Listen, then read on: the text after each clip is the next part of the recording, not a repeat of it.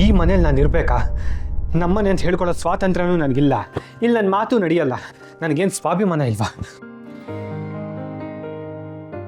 ಅದೇ ಏನೋ ಮಾಡ್ತಿದ್ಯಾ? ಕಾಣಿಸ್ತಿಲ್ವೇನಮ್ಮ? ಪ್ಯಾಕ್ ಮಾಡ್ತಾ ಇದ್ದೀನಿ.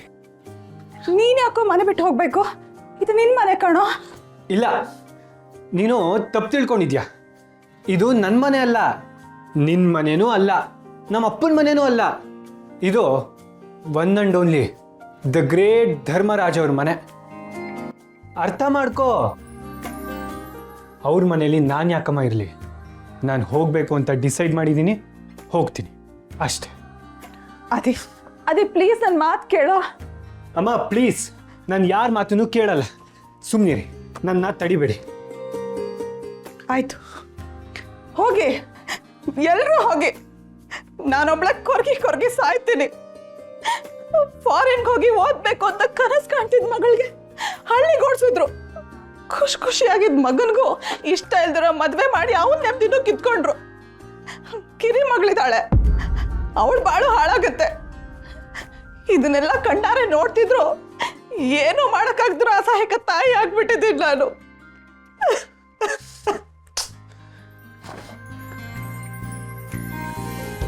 ಅಮ್ಮ ಅಳ್ಬೇಡ ಅಮ್ಮ. ಇನ್ನೇನೋ ಮಾಡ್ಲಿ, ನಾನು ಕಣ್ಣೆದುರುಗಡೆನೆ ಮಕ್ಕಳ ಜೀವನ ಹಾಳಾಗ್ತಿದ್ರು, ಏನೋ ಮಾಡಕ್ ಆಗ್ತಿಲ್ಲ ನನ್ನ ಕೈಲಿ. ನಾನು ಬೇಡ್ಕೊಟ್ರು ಮನೆ ಬಿಟ್ಟು ಹೋಗ್ತೀನಿ ಅಂತ ಮಗ ಹೇಳ್ತಿದ್ದಾನೆ. ಹಾಳದ್ ಬಿಟ್ಟು ಇನ್ನೇನ್ ಮಾಡೋದಕ್ಕಾಗುತ್ತೆ ನನ್ನ ಕೈಲಿ? ಅಮ್ಮ, ನನಗೆ ಸಮಾಧಾನ ಮಾಡಕ್ ಬಂದು ನೀನು ಹತ್ಕೊಂಡು ಕೂತಿದ್ಯಲ್ಲ. ನೀನ್ ಸಮಾಧಾನ ಆದ್ಯನೋ? ನನ್ನ ಮಾತು ನೀನ್ ಕೇಳಿದ್ಯಾ? ಹೋಗ್ತೀನಿ ಅಂತ ಕುದುರೆ ಮೇಲೆ ಕೂತಿದ್ಯಲ್ಲ. ಒಂದು ನಿಮಿಷ ಇರು.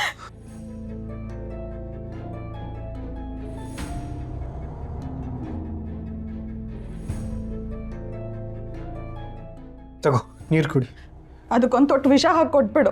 ಅಮ್ಮ ಯಾಕಮ್ಮ ಹೀಗೆಲ್ಲ ಮಾತಾಡ್ತೀಯಾ? ನೀನು ಸುಮ್ಮನೆ ನೀರು ಕುಡಿ. ತಗೋ.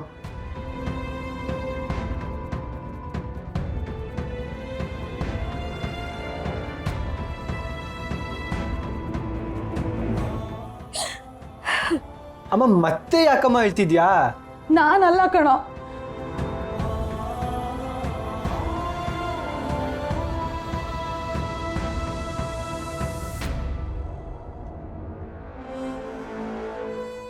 ಅತ್ತೆ ಏನಾಯ್ತು?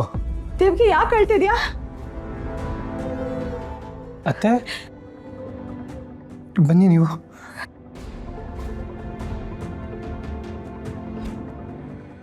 ಯಾಕೆ ಅಳೋದು ನೀವು?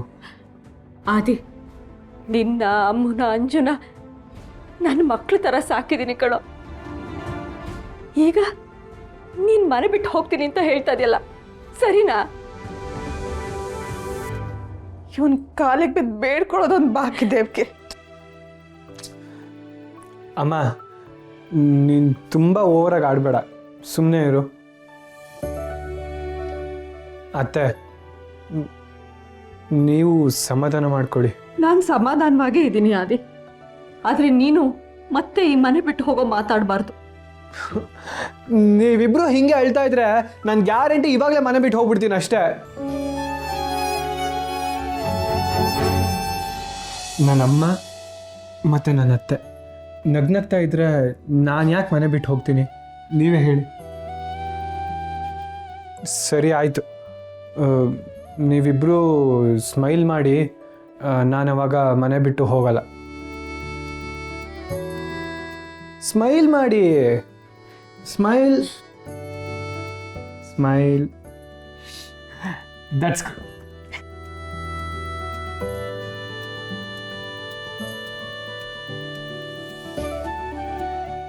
ನಮ್ಮಿಂದ ಯಾರು ದೂರ ಆಗಬೇಕು, ಯಾರು ಈ ಮನೇಲಿ ಇರಬೇಕು, ಯಾರು ಹೋಗಬೇಕು, ಇದೆಲ್ಲ ಇನ್ನು 6 ತಿಂಗಳಲ್ಲಿ ಡಿಸೈಡ್ ಆಗುತ್ತೆ.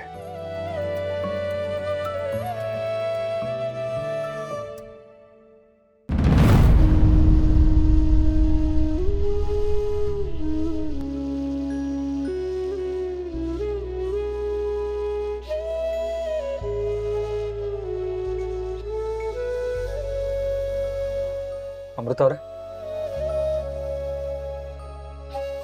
ಅಮೃತ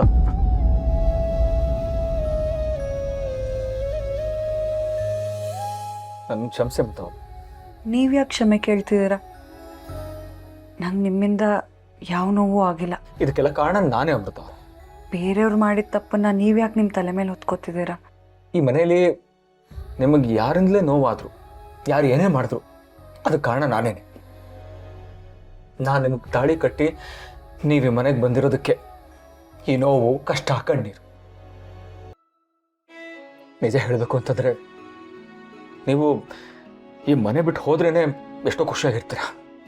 ನಾನು ಖುಷಿಯಾಗಿರ್ತೀನೋ ಇಲ್ವೋ, ಆದರೆ ನಿಮ್ಮ ಮೇಲೆ ನೀವು ಅಪವಾದ ಹೊರ್ಕೋಬೇಡಿ. ನಿಮ್ದು ಯಾವುದೇ ತಪ್ಪಿಲ್ಲ. ಸುಮ್ಮನೆ ನನ್ನ ಸಮಾಧಾನಕ್ಕೋಸ್ಕರ ಸುಳ್ಳು ಹೇಳ್ಬಿಡಿ ಅಮೃತ ಅವರೇ. ನನಗೆ ಗೊತ್ತು ಇದೆಲ್ಲ ಆಗ್ತಿರೋದು ನನ್ನಿಂದಾನೆ, ನಾನೇ ಇದಕ್ಕೆಲ್ಲ ಕಾರಣ. ನಂಗೆ ಸುಳ್ಳು ಹೇಳಕ್ಕೆ ಬರಲ್ಲ ಸಂಜೀವ್ ಅವರೇ. ಹಾಗಾದರೆ ಆಗಲೇ ಊಟ ಆಯ್ತಾ ಅಂತ ಅಮ್ಮ ಕೇಳಿದಾಗ ಆಯಿತು ಅಂತ ಯಾಕೆ ಸುಳ್ಳು ಹೇಳಿದ್ರಿ? ನನಗೆ ಊಟ ಮಾಡೋ ಮನಸ್ಸಿರಲಿಲ್ಲ. ನನಗೆ ಊಟ ಸೇರಲ್ಲ, ಅದಕ್ಕೆ. ಇದನ್ನೇ ಅವ್ರಿಗೂ ಹೇಳಬೇಕಾಗಿತ್ತು. ಅವಾಗ ನಿಮಗೆ ನೋವಾಗಿದೆ ಅಂತ ಅವ್ರಿಗೂ ಅರ್ಥ ಆಗಿರೋದು. ಎಲ್ಲ ಹೇಳಿನೇ ಅರ್ಥ ಮಾಡಿಸ್ಬೇಕಾ ಸಂಜೀವ್ ಅವರೇ? ಅಷ್ಟಕ್ಕೂ ಅವ್ರು ಹೇಳೋದ್ರಲ್ಲಿ ತಪ್ಪೇನಿದೆ? ನನ್ನ ಬದಲು ಬೇರೆ ಯಾರಾದರೂ ಸೊಸೆ ಬಂದಿದ್ದರೆ ಈ ಮನೇಲಿ ಇಷ್ಟೊತ್ತಿಗೆ ಎಲ್ಲ ಕೆಲಸನೂ ಮುಗಿಸಿ ಒಳ್ಳೆ ಸೊಸೆ ಅನ್ನೋ ಹೆಸರು ತಗೊಳ್ತಿದ್ಲು. ನನಗೆ ಈ ಲೈಫನ್ನೇ ಆಕ್ಸೆಪ್ಟ್ ಮಾಡೋಕ್ಕಾಗ್ತಿಲ್ಲ ಸಂಜೀವ್ ಅವ್ರು. ಆಕ್ಸೆಪ್ಟ್ ಮಾಡೋಕ್ಕಾಗಿದ್ದಿದ್ರೆ ಇಷ್ಟೊತ್ತಿಗೆ ಎಲ್ಲ ಕೆಲಸನೂ ಕಲಿತು ಈ ಮನೆ ಸೊಸೆ ಅಂತ ಹೇಳಿಸ್ಕೊತಿದ್ದೆ.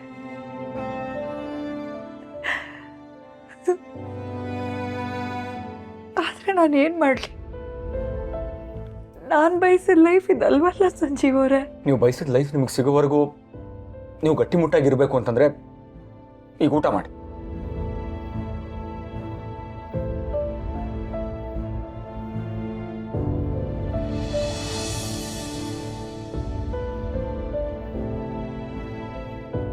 ತಗೊಳ್ಳಿ, ಊಟ ಮಾಡಿ. ನಂಗೆ ಬೇಡ ಸಂಜೀವ್ ಅವರೇ. ಅಮೃತ ಅವರೇ, ನೀವು ಇವಾಗ ಊಟ ಮಾಡಲಿಲ್ಲ ಅಂತಂದರೆ ನನಗೆ ನಿದ್ದೆ ಬರಲ್ಲ. ಆಮೇಲೆ ಇದೆಲ್ಲ ನನ್ನಿಂದಾನೇ ಆಗಿದ್ದು ಅಂತ ಪಶ್ಚಾತ್ತಾಪ ನನ್ನನ್ನು ಕಾಡುತ್ತೆ.